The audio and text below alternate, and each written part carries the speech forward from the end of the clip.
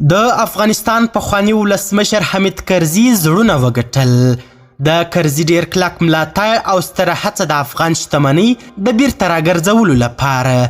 تازه کرزي په ډاګه اعلان وکړ او ویل چې د افغان شتمنۍ د بیرته راګرځولو لپاره هر ډول مبارزې او قربانۍ ته تیار یم او د خپل اسلامي امارت حکومت ملاتړ کوم.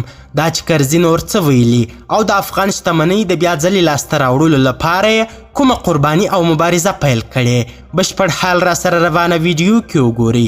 سلامونه قدرمنو لیدونکو، زموږ مشال پریس چینل ته ښه راغلاست. حامد کرزي وایي په پوره توان د افغان شتمنیو د راګرځولو لپاره مبارزه کوم.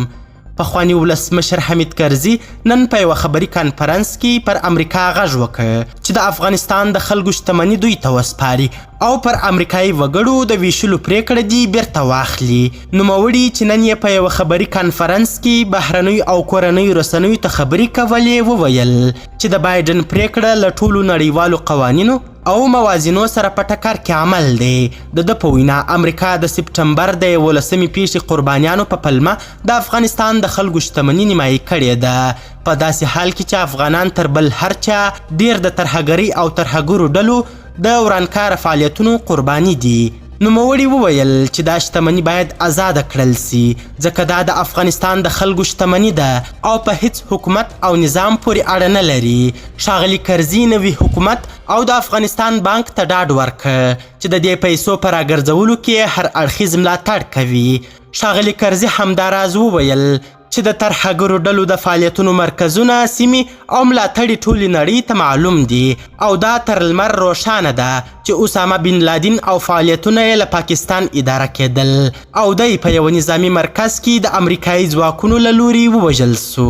هغه ټینګار کړی چې افغانان د ترهګرۍ قرباني دي او امریکایي حکومت ته پکار ده چې خپله پریکړه بیرته واخلي. نوموړي پر امریکایي وګړو هم غږ وکړ چې د خپل حکومت د ظالمانه پریکړې پر وړاندې ودرېږي. ښاغلي کرزي دغه راز په خپلو خبرو کې تمه وښوده چې ژر تر ژره په هیواد کې د زده کړو او تعلیم لړۍ پیل سي او افغانان وکړای سي چې بهرنیو هیوادونو ته هم په تحصیلي بورسونو ولاړ سي. هغه د نوي حکومت پر چارواکو هم غږ وکړ چې ژر تر ژره لاس په کار سي او ملي اداره تمثیل کړي. هغه وایي نوی حکومت دې د خلکو ارادې ته درناوی وکړي، له دوی سره دې په ګډه خپلې تګلارې روښانه کړي او په افغانستان کې د دایمي ثبات لپاره دې هڅه وکړي. قدرمنو لیدونکو، ډیره زیاته مننه چې ویډیو مو تر پایه وکتل. که چیرته تاسې د حامد کرزي د دغو څرګندونو په هکله کوم نظر لرئ، خپل نظریات مو راسره کمنټونو کې شریک کړئ او زموږ همدغه مشال پریس یوټیوب چینل هم سبسکرایب کړئ.